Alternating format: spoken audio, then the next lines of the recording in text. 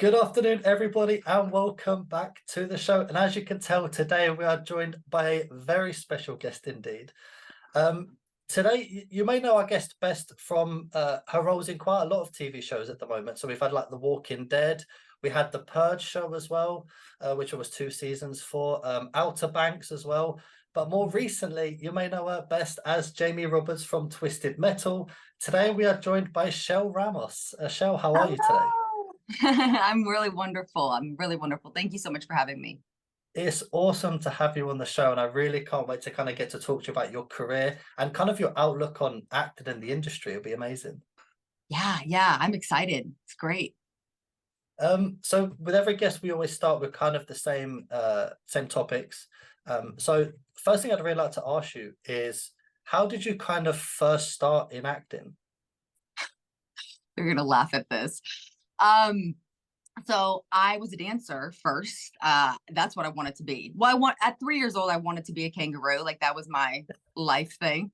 But then, like as I got older, I loved dancing. And until like I was 18 years old, I like wanted to be like a backup dancer, like so you think you can dance. And then I went on a trip to Orlando. I would go every year with my dad to Universal Studios, and they had this audition for this Egyptian mummy princess.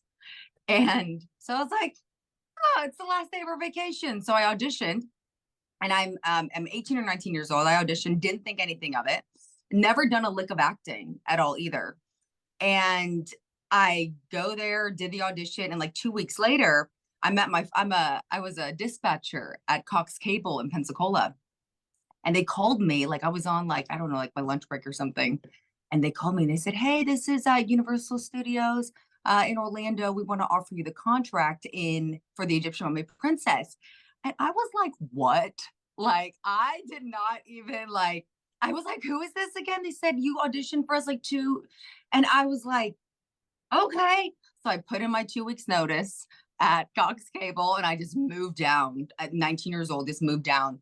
And that was the first start. So I don't know if I was like thrown into it or I was like, oh, this seems like a fun audition. And then after I got that, I was like, oh my God, I love this so much. But that was like more like theme park acting. So You know, yeah. I love those kind of stories. It's whenever I hear these kind of stories, we've had these quite a few times. It's really kind of like a lot more belief in destiny kind of thing, because you never know what would have happened if it was kind of if you didn't happen to be there at that time. Like, who knows what would have happened? Oh yeah, definitely. And like I didn't have the privilege of like I don't know if you know where Pensacola, Florida is. I know you said you're in London. Yeah. Pensacola is like a very, very small town. A lot of people, it's beautiful, but a lot of people go there to retire. And so like there's not like a dance industry there. There's not an acting like there's not really anything there. So like, I didn't have I grew up in like a more like a household that was not poor but not rich. Like we were just like middle class. But I didn't have the privilege of like going to like a school or like, any kind of like Juilliard or anything like that. So I think it was like more of that passion. Like I was like I saw black and white. Like I was like, oh, there's an audition. I'm gonna go. Oh, I made it. I'm gonna go put my 2 weeks in. Like it was so black and white for me. So yeah. No, that's amazing. So I really kind of like that interest as well. That obviously you didn't have that initial like schooling background before you kind of found the industry. So do you feel like you've had to learn your craft as you've kind of gone along? Yeah. And at the beginning, like I was very intimidated by like, first going out to auditions because so I lived in Orlando and then I moved to Atlanta. And then after I lived in Atlanta for like 2 years, I met with my manager in New York and I signed with her. And New York, like, I'm sure like those people like are like the living, breathing like theater, like 24/7. I was so intimidated by that. So like I had to have like a lot of self-talk, like, hey, you're good, like you have there what you have is fire, and a lot of times you cannot teach that kind of fire. So I think that I had a really like because those thoughts like get in your head, like you got these people that are coming out of Juilliard and coming out of these very prestige schools, and I'm like, hey, and but I don't know if that's something that you can actually teach. you know, the fire and the passion of like, I'm going to do this. And I don't care if I have a degree or if I don't, like, I'll find a way. Yeah, So, no, that's exactly it. No, that having that burning desire to do something is, I'm with you. I don't believe you can teach that. And like you yeah. said, the things you learn at school, like you can kind of learn that throughout your career. You don't kind of stop learning really. So you'll always progress naturally anyway. But having that burning desire is what drives your career. Right, absolutely. And there was a teacher that I studied underneath for. Now I did take classes. I just didn't do like the school, but Adam Stoner, he told me this one time and it stuck with me.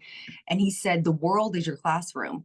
Like life experience, that is what I mean, because really, if you think about it, like acting is just talking to another human being, and there happens to be a camera there, and it happens to come on national networks.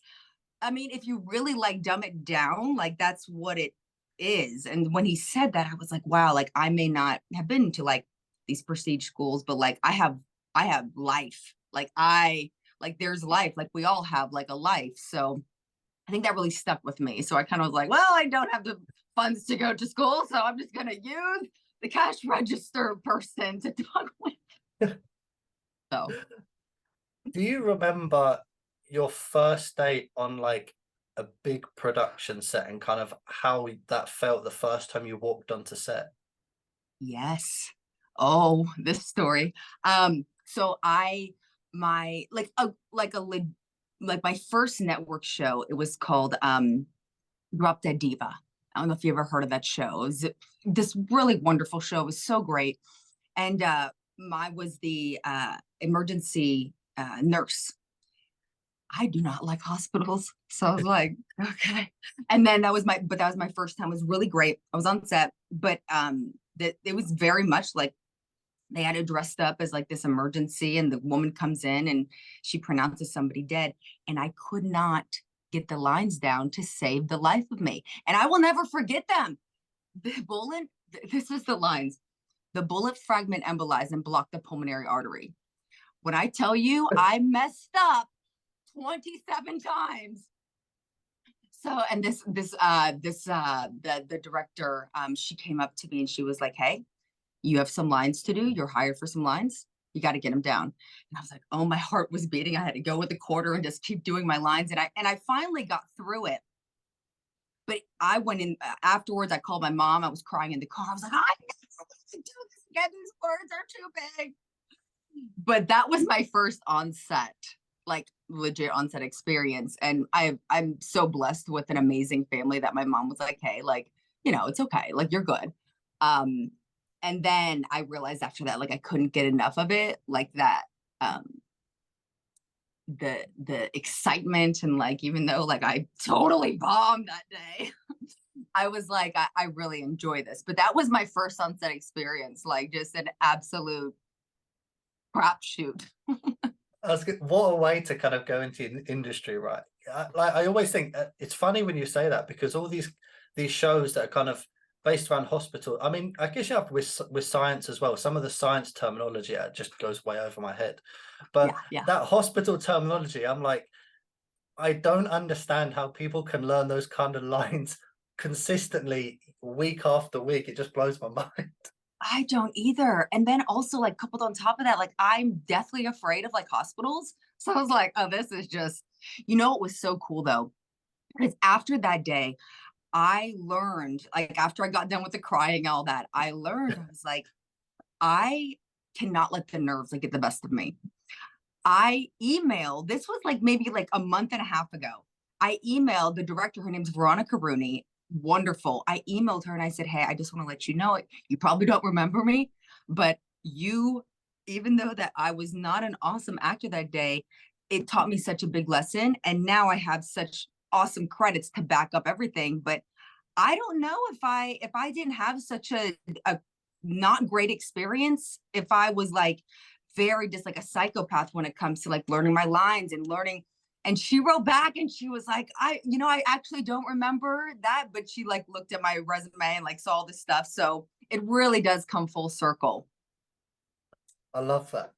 Yeah. Obviously, we're going to get into some of the shows you were in, Mhm. because I think it'd be really cool. And what I quite like about when I was reading your IMDb page, you've done quite a lot of variety of stuff. So obviously, especially comedy, which again, comedy just like blows my mind how people can work in that, because comedy is so like individualized. So I'm really Mhm. interested to talk to you about that. But while I Yeah. was reading your page, I noticed you're in a movie called Hangman. And then I noticed Al Pacino was in that movie. And I was like, Mhm. holy crap, like you've worked with Al Pacino. Like, what was that experience like? He's so, that was such an amazing, first of all, I had to like talk myself down. I do a lot of talking myself down to like not to my nerves, but I talked myself down because I'm like, oh my God, like, because that was kind of earlier in my career too. Like I booked like an Yeah. episode here or there, but like to work with like one of the legends, like I was just, so I really had to talk myself down. But when I was on set, he was just so like was in it, like didn't care about like the like trying to like, he was just so in it. There was a crying scene that I had to do, and he kept on like giving me different like reads, and he showed up for me like as like co-star to co-star. Like it was so cool. Like he's been in the game for so long, and yet he was so about this scene that was right in front of us. So that was it, it was very amazing, very, very amazing. You know, I think you did an amazing job not to be able to nerd out, because I know, and I'm sure so many people must like really geek out when they speak to him. And I can imagine he must get a bit like, all right, relax now, it's calm. Yeah, yeah, yeah, yeah, yeah. Yeah, I don't know. I don't get gaga over a whole lot of people, but man, I really, I was like, all right, just give me a second, Al. I gotta like calm my nerves. But he was great. And I think that's one thing about acting is that like it really is just another human being talking to another human being. And you can just like simplify that down, you know? So yeah. Yeah. So one of the shows that we always have to kind of cover a little bit of horror, I suppose, in this channel, because naturally we've interviewed a lot of people from like 80s horror, 90s horror, and some more recent stuff. So I'm Mm-hmm. really interested to talk about your discussion when you were casted for The Purge. So obviously, which was the TV show series, not the movies. Um, when you kind of got casted, did you ever watch any of the movies kind of before that to kind of get an idea of what the theme of it's like? Yeah, I did a little bit. They did tell me that it was gonna be more like a series, and I know series like moves a lot faster than features, but I understood the gist of it because I like the idea. I mean, we're kind of in that a little bit, like it looks like it could possibly, so it's like that fictional story that there's a possibility that like it makes it more real. But the concept of it was amazing, like from the movies. I'm glad they pushed it into a series. Yeah, and I think that the actual concept of it is that's one of the things I really love about it is it's like you said, there is this element of reality. And I Mhm. kind of feel like it would fit better as a TV series more than a movie. I love the movies, but I just feel like there's more of a story to tell. Um, Right. so when you're actually on set, so when you're on set of a series like The Purge, what is that actually like behind the scenes? There's a lot of, I'm such a goofball, so like I love people, so I love like the camaraderie, and the guys that I got to work with, like they were amazing. Um, but like in some of those like tougher scenes, like JJ, he had a couple like tougher scenes. So I think it depends on like, what you have up for that day. Obviously like you want to make friends and you want to have like, have that good chemistry. So when you go up when you're on screen, like it's a good back and forth.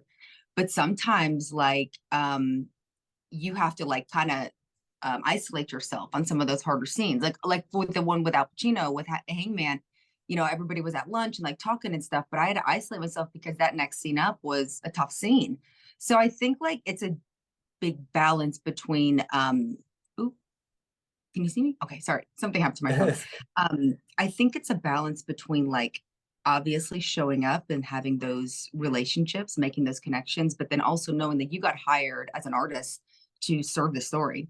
So it's a balance. I think you just have to really just I've been so blessed to, especially the Purge. The Purge was so much fun. But it was you just have to kind of read what your everyday is going to look like, you know? Yeah, I suppose, yeah, you can't really plan too far in advance, like you said, because things can change on a dime, I suppose, with this industry. Oh yeah. Do you remember kind of how long you were on set for whilst you were filming? For the Purge, gosh, we like each day was like I know that I was, because I was going back and forth between that one and Outer Banks. I had which was great. I was like, oh, I would do it again. But on the Purge, there was a few overnight shoots that we were shooting until like 7 o'clock in the morning. Because there's a lot of action but it's so fun. Like everybody's like walking around like zombies, and you get delirious, and you have these like weird conversations, and it's great. But yeah, there were some long days, but I don't care about that. Like I get to play for like a living. Like, oh, so fun. I'll stay up till Funny, 7. I don't care. you know, I actually didn't realize that you were kind of working in between two different shows. So obviously Outer Mhm, Banks as well, which you played a big character, Deputy Plum. mhm. Um, the one thing that really surprised me with the show, I remember when it first kind of, I can't remember if it was the first season or the second season, but I know it just suddenly just kind of blew up, and it was kind of, it hit number one kind of everywhere on all on all the platform across all the countries. Mhm. So when you were kind of involved with the show when that happened, did you kind of expect it to kind of just blow up kind of the way it did? No, and you know what? I think that you never really, really know. You know what I'm saying? Like I honestly know I didn't, because like I was shooting in it was shooting the Outer Banks area, which is not like, as like shows and movies are expanding more, but everything used to be shot in LA, or everything used to be shot in New York. So I didn't think too much of it. I did not think that it was gonna be like as big as it got though. Like it was, don't get me wrong, it was an amazing story, and the crew and the cast they're so down to earth. So I was lucky enough to be on that show, but I did not think that it was gonna, because it was like number one on Netflix for like a few months or something, Yeah. right? Yeah. But I Yeah. didn't know. Yeah. Well, that's the thing, because obviously with Netflix, I think they have top 10, I think it is. And they can't, not just they only vary across different countries, but you can kind of see something gradually slowly going up. And I just remember Outer Banks kind of just went from, I think maybe like eighth or ninth straight up to number one. And I was like, whoa. And then I remember loads of people then started talking about it. And I was like, oh, I've got to see what this is about. Yeah. Oh, did you watch the show? Yeah, I watched the first two seasons. I didn't see the third season. And I know that I believe there's a fourth season coming. Yeah. Yeah.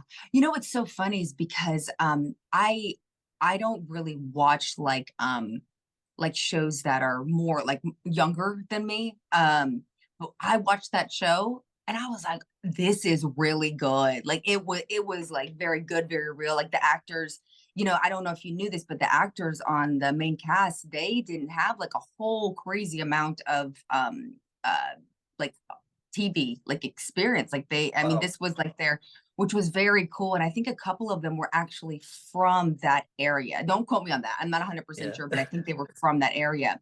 But I think that's what the director and the producer wanted. They wanted people that they were just kind of from the swamps, and like weren't like super hit people, which was, I think, really worked out in their favor. Yeah, I mean, I can kind of understand why they would do that. But actually, this is the thing. I love to get to speak to people about these shows because you start to develop a lot more appreciation for it. So I didn't realize a lot of the cast didn't really have that much experience. So that actually kind of makes it feel even bigger for me, really, especially for it Yeah, to yeah, go yeah. as big as it did. Oh, Um, totally. Yeah, yeah. yeah. So how did your experience on the set of Outer Banks kind of, was your experience there totally different to maybe like The Purge, or how was your experience on that? They were both hot. It was like we're both shooting in the summer, so I will say that's the similarity there. I think there was a lot more action in Purge uh for my character. There was a lot more like gun handling on Outer Banks. So what happened was that I um booked the Purge, and then I booked Outer Banks. And some of the days, like those conflicting days, the productions were having to like kind of, so I couldn't, so I don't know exactly if they just cut some of my stuff out or if they just like had to give it to like another character. I'm not 100% sure. But I think that was the main difference, is that like the Purge like was a lot more quicker and faster, and Outer Banks was you know, we were the kind of cops that were kind of like poking around and seeing what was happening, you know. So I think that was the main difference, but both of them had gun handling. It's just Purge was, I think, a little bit more faster. Yeah, I completely Mhm. get that. Mhm. Obviously, there's a couple of other shows I'd really like to talk to you about as well. Yeah. One of your more recent ones, well, I suppose they're both more recent. Um, Another, which I imagine as well, you mentioned both areas were hot for Outer Banks and Purge, and I'm pretty sure it'd be probably the same for The Walking Dead as well. Mhm. Because Mhm. everyone I speak to from The Walking Dead, just that's the first thing they talk about is the heat. What was your experience like on a production like The Walking Dead? So actually for me, it wasn't hot because we were shooting in like February, March. I was like, "Ah, this is amazing. My Freeze. hair can stay intact." um, and that was, I think, the first show that came. No, I'm sorry. Because that was right after COVID, because that was 2021 when I started shooting that. And I was in LA at the time, and then I came back, but there was like COVID, like heavy, like all the precautions and the testing and all that. Um, um, but that one was so fun too. Like, and it was different because I usually play like a bad guy, or like some kind of very tough. And that one was, I had my glasses on and I had this like little, like, it was like on more of like the nerdy-esque side. And I was like, oh man, this is awesome. And then it turns out I actually am a bad guy, which was, I got it. But that one was so fun because I got to play something that I don't usually always get to play like on screen. And it made me just want to um like kind of venture out into those kind of roles, a little bit more softer, like maybe a little bit more meek. But that one was so fun too. They and everybody, they've been on for so long. So the family of Mhm. the camaraderie there was just, it was so cool. Everything very, very much ran like a well-oiled machine because they've been doing it for so long. Yeah, because I think that was the 11th, yeah, the 11th season. Yeah, it Um, was. so it's actually quite interesting. So I've had a few guests on from the show, and I like to ask each of them because the experiences vary. I think it just depends on the role and the seasons. And but for you, how is it to kind of walk into a production with a cast that's so well established and have been working together for so many years? How is it for you to kind of to be the new face around? Like the new kid at the lunch table. Yeah, yeah, that's Yeah, what I that's feel like it must be like. yeah.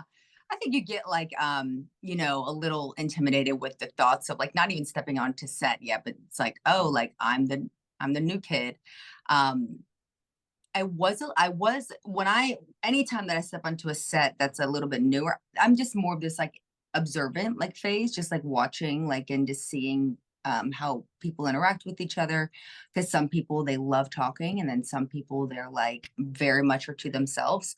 So I think it's like this being in this like, especially for like The Walking Dead, I didn't have that problem. Like everybody was like, oh hey, like, you know, thanks, your audition tape was awesome, like thanks so much for like being with us. So it was a very, very welcoming set, at least that day that I was on there. And I don't know, like I don't know what Atlanta does to people, because it's just like you get this like southern like hospitality, like with and yeah. So maybe that feeling was a little bit at the beginning of like this new kid of like, oh, you know, but I didn't feel like that after, because I was on for like 7 episodes. And so like at, you know, you start becoming like, you know, the cousin of the family, you know. So that was it was really wonderful being with them. Oh, that's amazing. I do like when I get to hear people that have had positive experiences, because on different shows, like you always get people that have had very mixed opinions, but it's always kind of a good feeling to hear, especially if you're a fan of the franchise, that people had a good experience. Um, Yeah, yeah. so you said you were filming, was it just after COVID? Yeah, so that one was, so it was so funny with the Purge. I believe it was I'm sorry, not the Purge, Outer Banks. I believe it was a second season. The whole thing happened with COVID, and Outer Banks was one of the first. This is what I was told. Outer Banks was one of the first Netflix shows to come back on, and so there was like crazy testing, all of that stuff. And then I think we wrapped in like October, and then it was slow during the holidays, and then 2021 that happened, and it was in March where Walking Dead was very, very precautious with testing. Like I had to test every 2 days, way down, like it was like an hour and a half in Fayetteville, like just to go like test. Which I'm glad though, because like you know, it makes you feel safe coming to set, like knowing that they have done. But yeah, that was right after, like I think when a lot more production started like rolling. So how for you, so somebody that was so kind of busy kind of during that period of time, how did you cope with working or and finding work as well? Because obviously everyone's life had changed during COVID. How did you kind of find it during that period of time? Like find like the ease of finding like my way through it all. Yeah. I think, you know, when you are, um, you know, blessed with like work and all of this stuff, and then it's like, oh, that's all taken away from you. You kind of like identify as your career, like you identify as that. So when that is all taken from you, and it's like, oh, like everything's really quiet. Um, I really had to find the fun in like life outside of acting. You know, I started like I started doing like oil painting. I've since the strike too, oil painting classes, pottery, like anything to kind of keep that creative, because you start second guessing things in your mind, like, oh, since this is taken away from me, who am I? And Mhm. we are all so like diverse, and we, you know, when something's working in your life, you know, acting was working for my life and so long, and then it was taken away. It's like, oh, there is still so much more to me outside of acting. I love acting, and I will, any opportunity that I can, like I will do it. But like, you, as an artist, you become like more expansive when something is taken away. And I actually very much appreciated COVID, because I got to, now I have all these other experiences that are going to now add to my experiences on set. You know what I'm saying? Like I did so much reading and so much like it was great. Now I had my days where that were hard. There were some very hard days, but I Mhm. think that like I am a very big believer in like everything does happen for a reason. And I think that did happen for a lot of us. Now, whether we like complained about it all the whole time or we like expanded upon it, that is, and everybody has their own way of doing things. But like for me, I took that opportunity of that quiet time, getting to know myself, expanding my artistry, and I don't know, I'm appreciative of it. Yeah, no, I think at the very start it was more scary than than the concept of like everyone's life changed. And I think it really opened a lot of people's eyes. As you Yeah, said, I mean, I think for a lot of people they realize that there's more to their life than whether it's just work or what they're kind of doing on a day-to-day basis. And you start to find yourself a lot more. Um, right.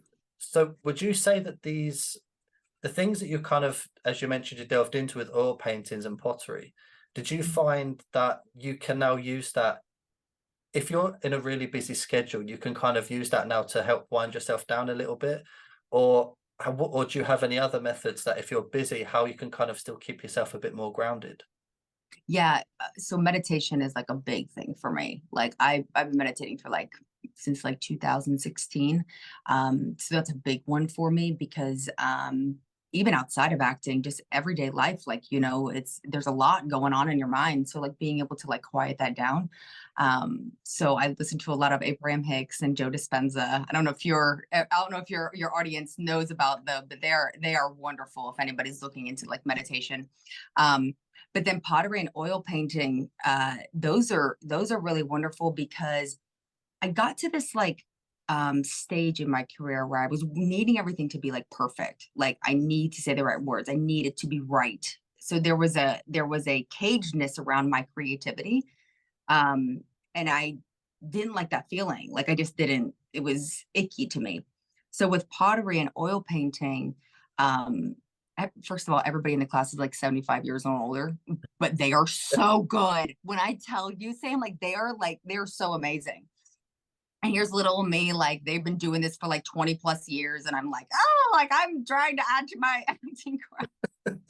They were so wonderful. They were so great.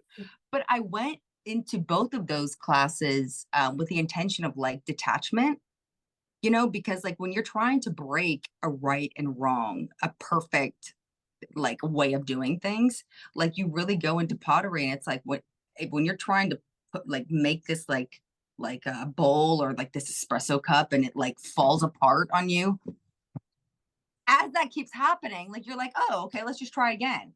You know what I'm saying? Like it's like you really get this detached way of like, okay, let's just try again. Like, and I think that in the society that we're in right now, like we're so scared of failure and we're so scared of like the wrong versus the right. And I got caught up in that, which I never thought I would get caught up in that, but I did, you know, like I'm like, oh, I've been meditating for like so long, I'll never get caught up in that. And here I am taking pottery classes with 75-year-olds that now have like lifelong friends. They're great. But pottery, I think I like pottery a little bit more than the oil painting. You know, I just can't imagine myself like, for me, I just feel like with things like oil painting, I'm a bit like what you said. I think if something doesn't go perfectly right, my mind just can't accept that. Like I just lose it. And it'll be like, I just can't imagine like if I'm sat there with people that are like of, you know, 75 plus years old and I'm just sat there losing my mind over something so trivial. I just can't, I couldn't comprehend it. Oh my gosh, I know. And actually it did like in my second class for my oil painting. My teacher, she's, you know, and by the way, nothing against like 75-year-olds. Like we're all gonna get to that age, but it amazed me that they still wanted to do all this creativity in us at a certain age of their life. Anyways, my second class, you know, the teacher, she was trying to teach like for us to see shadows versus lights. And I, for the life of me, I couldn't see it. She was like, it's right there. It's right there. I started crying. I was like, I can't see it. She was like, why are you crying? It was so great. But now I don't cry. And now I have all of my different kinds of brushes and it's you know, it is when you're trying to break something like this right versus wrong and trying to be perfect, like, and I could have totally like just stopped going to the classes, but like I think that's something that, you know, that it goes back to that fire and that passion, like no, I'm gonna get this through the tears and everything. My painting might not be as good as these other people's, but like I'm gonna see these shadows versus these darks. No, do you know what? It's like you said, having, and I think you agree with you, that fire and having that determination will carry you so far in your Yeah, career. But yeah, then learning to be able to control that into certain areas and circumstances, it's something that's going to be a struggle, I think, probably for most of your career and life, really. But it's learning how to kind of control when to use it and when not to. right, right, absolutely. Um, so obviously, I know you were filming through COVID, so I'm not quite sure how it would have worked with the kind of canteen side of it. One thing I ask every guest, and you don't have to specify if you don't want to, Uh-huh. out of every set you've been on, what was the best food that had on set? Oh, so okay, so I'm raw vegan. And so it's always like very hard, like for them to be like raw vegan. You know, if I have to eat cooked vegetables, like, you know, that's totally fine. But Walking Dead had these Brussels sprouts. I'm telling you what, listen, if I'm telling you, if I was not an actor, I tell this to my boyfriend all the time, like I would be a chef in some, I'm always in the kitchen. When they made these Brussels sprouts, they were like caramelized with like this balsamic vinegar. It was so good. But they've been, you know, Walking Dead has been like on for like 11 seasons. So they know what everybody likes. They know what tastes good. So that was probably my favorite. Yeah, you know, you're the fourth guest now that I've had that has I've said The Walking Dead for sure. And it's Yeah. just I'm sitting there thinking like, obviously being a part of the show would be cool, but now I'm like, oh, I wish I was there just for the food. Yeah. Oh my gosh. Are you a foodie too? Oh, well, so yeah, I love food, but Mm. then probably last year I got really big and I was like, oh my God, like I need to change this now. So my food, I lost my enjoyment of food because I was on a really strict diet, but now I'm kind of like getting back to enjoying it again. But I love food. It's too good. Oh my god. You know what's so funny? And I totally get that. So I love food. I'm telling you, when I say I get so excited about food, like get so excited. And it wasn't until I started being a raw vegan though. Like I don't know if you do you know what raw vegan is? I don't know if is there a difference then between vegan and raw vegan? So raw vegan, so vegan is they just don't eat any animal products, but they can cook their vegetables. Raw Right. vegan is you eat everything in its natural form. So like raw Wow. vegetables, yeah, and like nuts. So that's what my diet consists of is like fruits, vegetables and nuts. But it is like a whole world. Like there's like people like that are raw vegan chefs and and I'm telling you, you can eat as much as you want. Like my salads are so big because I love even just the I love even just the motions of eating, like chomping the food. Sometimes I don't even have to worry about like the taste of it. It's just like I want to like chomp something. Anyways, I go to say that raw vegan, if you ever like look into that, there's some really tasty things that like you don't have to like restrict yourself. Cause I get it. Like, you know, there were times like where I was like, dang, like I can't fit into my pants right now, but I still love eating, you know. So check out some raw vegan like recipes. I will send you some if you need some because they are amazing. No, thank you for sharing that. You know, that's something I'm always interested in kind of learning people's new kind of mindsets and philosophies on food. So that's something I never really heard of before. Like I said, I know what vegan was, but I'll definitely look into raw vegan and try some of the dishes for sure. Yeah, yeah, totally. Awesome. So obviously we've done a lot of screen acting work through your career. Have you ever done much stage work or theatre work? No, I haven't. I dancing, I did, but never acting.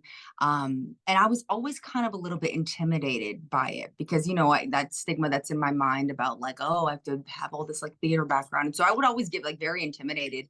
But I do want to. It's just like the amount of work that I've been really blessed to have with like TV and, you know, theater, definitely you have some time restrictions and rehearsals. And so I haven't found the time to actually like do it yet, but it's definitely something that's on my bucket list. Like at some point in my life, maybe when I'm 75, I will, I will get in there. I will get in there and do something on the stage because it's so fun to watch. Yeah, no, I completely understand that. I mean, when I speak to people that've done theatre work, that is all that they can fit in that time scale. And you know, we're having, I mean, having how busy you've been recently, I just I don't see where you'd been able to fit it in, to be honest. Yeah, yeah. I'm very thankful for it, but it is something that I do want to do. Yeah. So I guess the biggest thing that I'd really like to talk to you about, pretty briefly, Mm. is your sort of more recent work with the Twisted Metal show, um, which when I kind of first got told the concept, my mind just couldn't kind of wrap around how they were going to put this into a show, and I think it came out unbelievably. Yeah. So were you familiar with kind of the franchise of it before you got casted? Only through my brothers. My family. I have two brothers, two younger brothers, and we're all 2 years. My brother and sister, we're very very close. And I remember like I was like I was so annoyed with them because I wanted to play Zelda and they wanted to play this freaking Twisted Metal game. I'm like fine. And so when I told them, I said, "Guess what I just booked." And they said, "What?" And they said, "Do you remember Jamie Robert? Do you remember the duo from the show Twisted Metal?" And they were like, "Yeah." And I said, played one of the, I played Jamie Roberts. And they freaked out. They were like, "Oh." So I personally, it was more of like an annoyance because they were hogging the TV when I wanted to play Zelda. But now, like, I'm like asking them all these questions, like for me to prep for the role and stuff. So yeah. Yes. So somebody that was kind of very neutral to it, like, how did you comprehend kind of, because I can imagine how it would have been described, and it must have been like, What the hell is this?" Like, how did you kind of wrap your head around it? Well, I knew like I would play with Alex and Vic, those are my brothers. I would play with them like a little bit, but I never really understood like the like the concept of it. I'm just like, I just can't die. That's it. But I think it was like somebody that's coming like more neutral to it. Honestly, like I just put it on like any other character, because really TV shows and movies are about story. Like did come from, yes, it definitely did come from. So you do have to know like who your boss is and like which, you know, all those kinds of who the characters are. But I did do a lot of research when it came to the characters themselves. But I think that they were going based upon, I believe it was like Twisted Metal like 3 or something, because there's also a Jamie Roberts in like Twisted Metal 2 or 4, and she's blonde. So I just went based off, I was like, oh, this girl looks like me. So yeah. But I knew the brother and sister duo, they were very close. So I knew that, which was great because I'm very close with my brothers. Like very like, you know, back and forth, like fighting type of like that. So yeah. Yeah, I suppose that's good because that was quite a key element to Jamie. And obviously, if you kind of have that already natural idea of what the connection would be like, then it kind of makes it easier. The show has such an incredible cast. What was it like to work with a cast sort of that was in the show? It was Thomas was so funny. So I actually didn't get to meet like Anthony Mackie. I met Stephanie Beatrice. I met her like one day. She brought her cute, sweet little baby on set. And they, you know, everybody, I think because like everybody, if you really love what you do, like it's not really work. So, you know, Stephanie, I talked, she was so sweet. Like I said, I didn't get to meet Anthony Mackie, even though I'm a huge fan of his work. But oh my gosh, Thomas was so funny. Like he would just go off the rail. I don't know if you know his work. I didn't know his work like a whole lot amount, but man, he is so funny. I had to turn my head like on some of the takes because he was just hilarious. Just his delivery. He's a great actor and very down to earth. Like even like some of the times that were the down times, like he's like, you know, he's been in the game for a long time and he loves what he does. And it was just very fun working with him. So would you say working alongside him was one of probably your like fondest moments you had whilst you're on set? I would say because he's so he was so funny. And I have a lawnmower person outside. Can you hear them? I can't hear, honestly. Okay, great. Okay, good. They're so loud, and I'm like, oh God, I hope it's not picking up on your side. Yeah, I think that was one of the most fun, because he was just so himself in that character. So it made me like feel at ease. That whole entire set. MJ, the creator of the show, he was always like hands-on and always in the mix and always like very playful, like, well, try it this way, try it that way. And I love being able to work because we're all just in this big old sandbox, just playing. And so when you have that type of you know, when somebody on screen with like Thomas and then MJ, you have like throwing stuff to you, like it just becomes so fun and funny. And like, I'm laughing the whole time. Like it was that Twisted Metal was probably one of my favorite being on set. Because of the comedy aspect of it too. Yeah. Well, see, this is the thing I also wanted, because it's a very unique kind of show because it's comedy. Like there's a lot of funny moments in it, but there's also some quite dark, sinister, like I suppose gory. It's not really gory. It's more like horror elements to the movie, to the show as well. When you're, I suppose it's not necessarily for Twisted Metal, but because I know in your career as well, you've played some kind of darker characters, but you've also done some comedy roles as well. What is the parallel differences that you find when you're, whether it's auditioning or whether you're on set? How different are they kind of with your experiences working in comedy and working in kind of darker horror roles? Right. So with comedy, for me, like I really like what makes me laugh. Like when I'm reading, like for the audition like phase of it, like if I'm breaking this down, I'm like, oh my God, the writer was so funny in this. How can I elevate this? How can I take these words that are on the page and like elevate them to like my own unique like quirkiness? So I think that like and then heightening that, because that's what's so funny about comedy is like these holes that you get into, and like, you know, trying to find this character that comes out of it. So like for Twisted Metal, my audition was, we go in and we're talking, it was the scene where we're talking to Thomas Churchill, my brother and I, and he starts like, my brother starts saying all these like weird things, and I'm trying to move up in my career, but I got this idiot brother of mine that's like, so it's like those types of things, you just heighten it. And I think that's kind of like my take on like more comedy. It's just heightening it and just like making it maybe bigger. Like it's like, it's going to be the end of the world if I'm not the next boss, if he doesn't choose me. Like it's that kind of. And then I think like for like drama, it's kind of quieter, I would say, you know, because like, you know, at least for me, like when I've had really dark moments in my life, you kind of keep that close to you because you don't want to like exploit that. So when you have a camera in front of your face and it's catching all those little nuances, I think that's what makes you feel for a character, because they're in this dark place that they don't know how to get out of. So I think that the moments are like quieter, or like the moments that like that the characters that are maybe a bit more darker, I'm scared to show. So when you're kind of like hiding that, it's like, ooh, I want to, like the audience is like, I want to know more. So at least that's what's working for me now.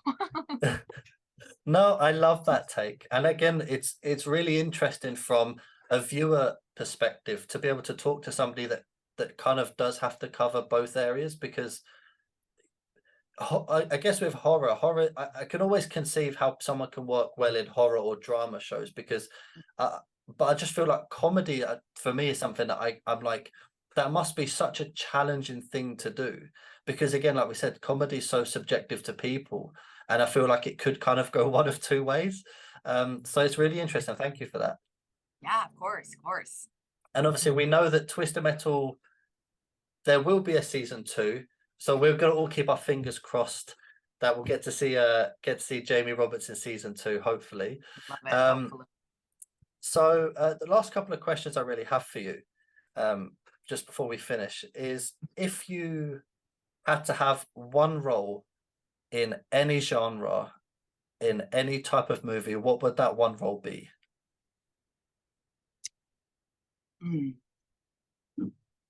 So I naturally have like I know that I have this like passionate personality. Like I know that, like, and nothing can really get in my way. Like when it comes to like, I really want something, like I'm going to get it, and no matter how long it takes. But I really love, I've actually been thinking about this recently too. I love like whenever characters really fight for something they believe in. And even though they don't have any way to get there, it probably comes from like me not having a background in like going to like Juilliard and just wanting it. So like the movie Erin Brockovich, she doesn't know what the heck she's doing. But there's like this passion and this fire. So I think in like a dramatic role where it's like, I will not stop until I get what I want. And I think I like naturally have that. I think that's why it would be so like, I don't want to say easy, but very fun to play. Because I love like whenever there's like a challenge or problem that comes up in my life, I'm like, oh, watch me, I'm gonna get it. Or like, I don't know if you've ever seen Orphan Black. I haven't, to be honest. She plays clones, and those are a bunch of different personalities. That any type of like a twin or like a clone or like something, that would be very fun to play, because then, you know, there's so many different parts of my personality that I could play on screen. So I think like between those two. Yeah, I think the first one, as you said, it would become so natural to you that, again, you could really just play with what you want. But the second one would be really interesting, actually, get to kind of play clones in different personalities. That'd be kind of like a very awesome like experience to get to try and do that. Oh my God, that would be so great. And I wonder like how that would be like on set, like, you know, like how, like, and then also like watching it, like I don't want to say I couldn't imagine, because I would love for that like to happen, but like it would be very interesting to watch yourself and being able to have the challenge. Can I be like a Stepford housewife as well as a prostitute? Like, could you know what I'm saying? It would be a big challenge. That would be so Yeah. fun. No, I think mentally and emotionally, that would be such a difficult thing to try and be able to separate yourself from. Because imagine you could do one kind of really happy-go-lucky person as like Mm. one personality, and the next scene you have to film, you could have to be this kind of depraved psychopath in another. That could be really emotionally challenging. Yeah. Oh, that would be very fun. Yeah. Um, Obviously, if you can't mention, it's fine. We Mhm. obviously understand. Do you have any kind of upcoming projects at the moment? At the moment, I do not. I do not have anything right now. We just got off of the strike. It just got ratified, I think, 2 days ago. Yeah, 2 days ago. So like legit across the board, Yeah, like everybody's I'd be able to go back. But it was very slow. It was kind of the same since like January because the writers, my yeah, managers told me at the very beginning of the year, they were like, there's a possibility of the writers happening, and that happened in January. So everything was like pretty slow. But you know, I'm kind of just taking this time of same thing, like with trying to get better at pottery. I made my first bowl, so watch awesome. out. No, I But think yeah, after nothing. having, yeah, I mean, obviously, I've only ever obviously read your IMDb page, but I can see how you haven't really, it doesn't seem like you've really had a break. So I guess it must be quite refreshing to have this break because this time next year when you're super busy again, you'll be dreaming of these days. Oh my goodness. Yeah. It's I really do think that everything does happen for a reason. But I mean, I'm very excited to get back. But I'm not like, oh, woe is me. Like I'll find something to expand, like, creative juices just to make me a better actor, you know? Yeah, for sure. Yeah. Shell, if you have one piece of advice, it doesn't have to be within acting, it could just be anything that you feel. One piece of advice for people watching and listening, what would that be? Don't veer off your inner light. I think that that would be my biggest thing. There's a lot of noise that can come really in any industry, and when you start to make those voices louder than your inner core, it's very sometimes hard to get back. So I would say really stay connected to your inner self and like know that your ideas and your choices and your love of life is all like uniquely designed for you. So just don't lose that. Awesome. I love that. Yeah. Do you have any social medias or anything you want us to kind of link or where people can kind of follow you, get to kind of keep up to date with what's happening with yourself? Yeah. I have Instagram, and it's Chelle Ramos 24. That is Awesome. that's pretty much the only one that I'm not really into TikTok and the Snapchat and stuff. So, but Instagram I like. Yeah, no, Instagram is nice. I think it's the one universal one that a lot of people quite like. I'll make sure to link your Instagram at the very top of the description so people can just click the link and check your Instagram out straight away. Shell, thank you so much for joining us today. It has been such an honor and a privilege to talk to you. And I honestly cannot wait to kind of follow your career further because I kind of have this feeling with you that there's going to be so much more to come. And I Thank really you. cannot wait to see where your career goes. Sam, that means so much. Thank you. I really very much appreciate that. Thank you. I'm excited too.